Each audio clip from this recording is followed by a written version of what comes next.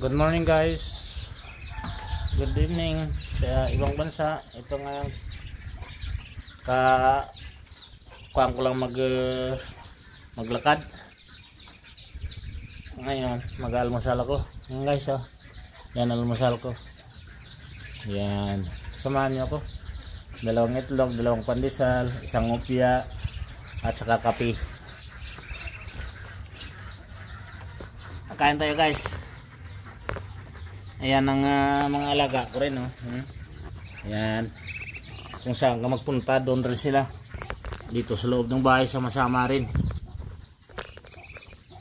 Kain tayo. Pahinga muna. Pa-walk ko lang. Almusal. Time check now is 6 o'clock in the morning dito sa Pilipinas.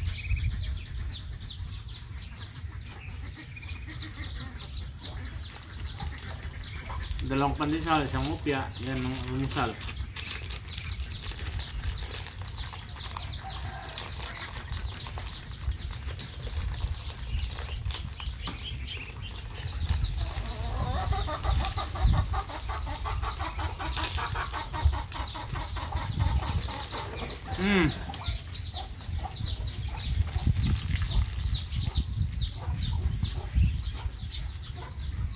Ang plastic, huwag itapos.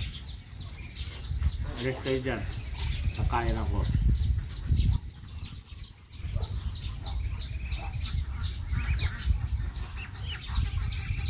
Malunggay flavor to guys, pandesal.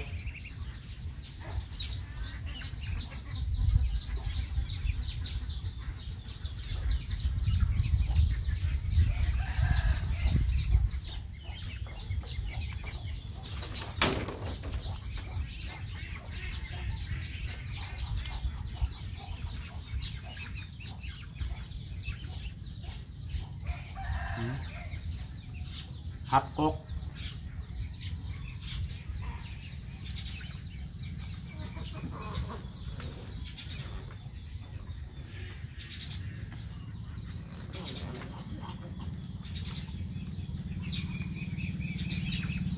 Mga katrabaho ko dyan, kumusta kayo lahat?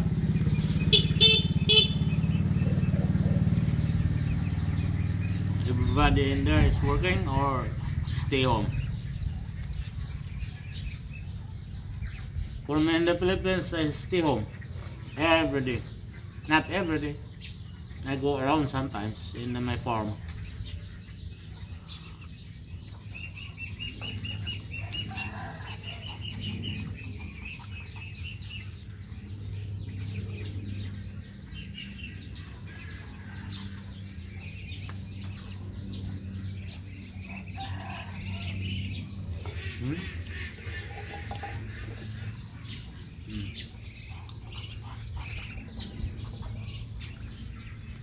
Ayan.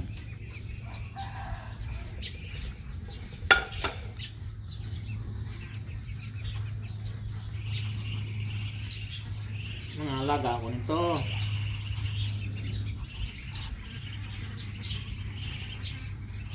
Dito ko yan dinala kasi doon walang nagala. Mahirap mag-alaga doon, malayo. Doon sa kabila, oh. Doon. Kaya dinala ko dito sa gilid ng bahay, pero ang kulit.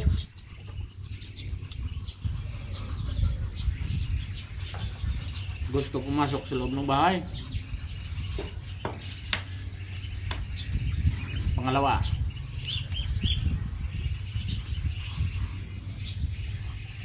Kagabi ko pa to guys, siniluto.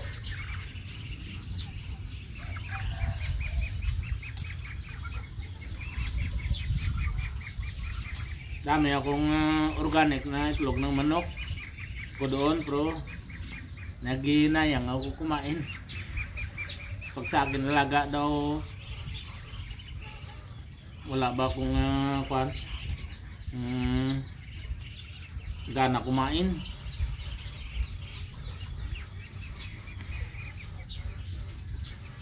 Pag magkatay ng manok, parang wala rin akong gana kumain kasi akin nalaga.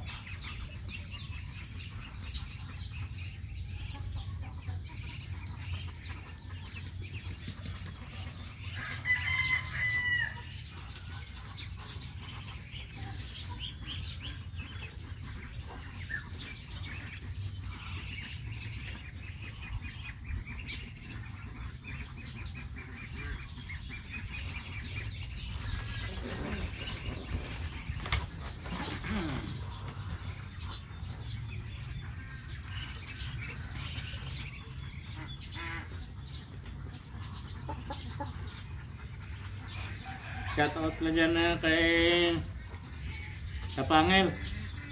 Shout out kay Makimoto. Shout out kay Jimmy Speak. Lahat na farmers na vlogger. Shout out. Ako nag-umpisa na rin ng pa-farm.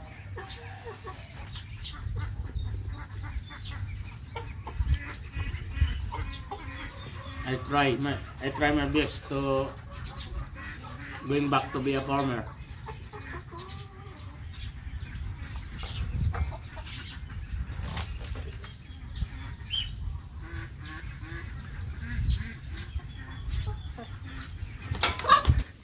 Tama, mga alaga ko gusto niyang sumabay kumain sa akin.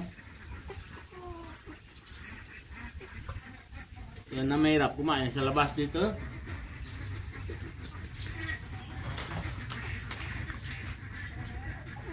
Pakita ko sa inyo. Ayan o. Nag-aligid-aligid sila sa akin o. Yan.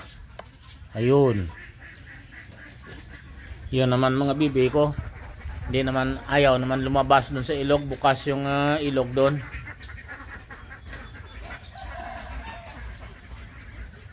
Mga pato ko.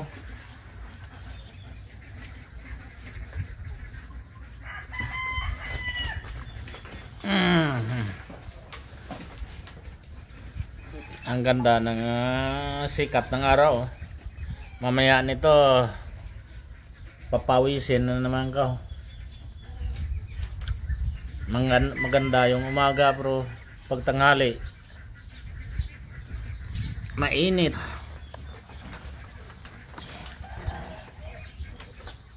Kain tayo guys.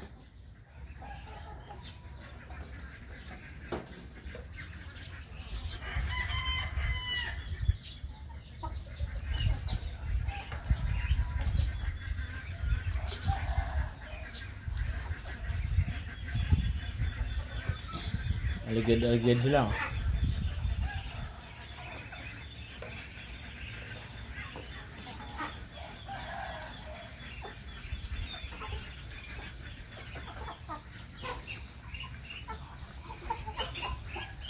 Sa likod may bagong panganak na naman ako na manok doon.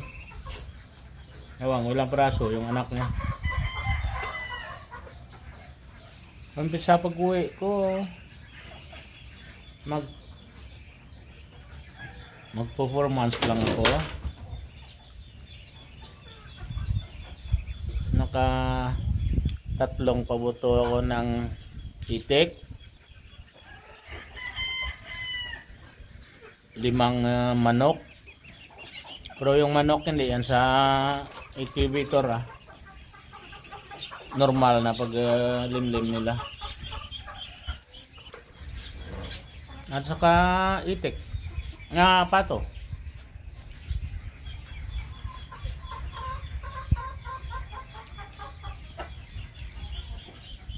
Kaya yung bahay ko medyo crowded na sa mga alaga ko. Pero yung baby na yan immigrate yun doon sa balak ko pa lang yan. Sa konting lupa ko doon sa unahan ng taniman ko ng talong. Yan balak ko pag marami na. Kaya tuloy-tuloy yung pabuto ko ng itik. Ngayon may mga maliliit dyan sa pulungan. Ilang praso na? 24. Bali 34 ka itlog.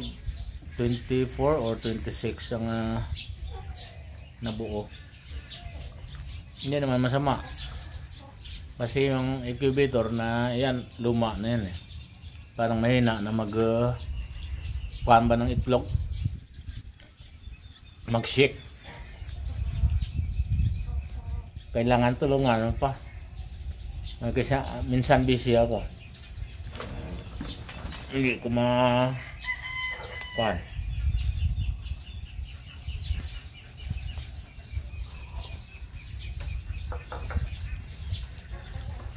Okay guys, sa next vlog na lang, baka sa sunod i-update ko kayo ng palay ko at saka talong, kamatis.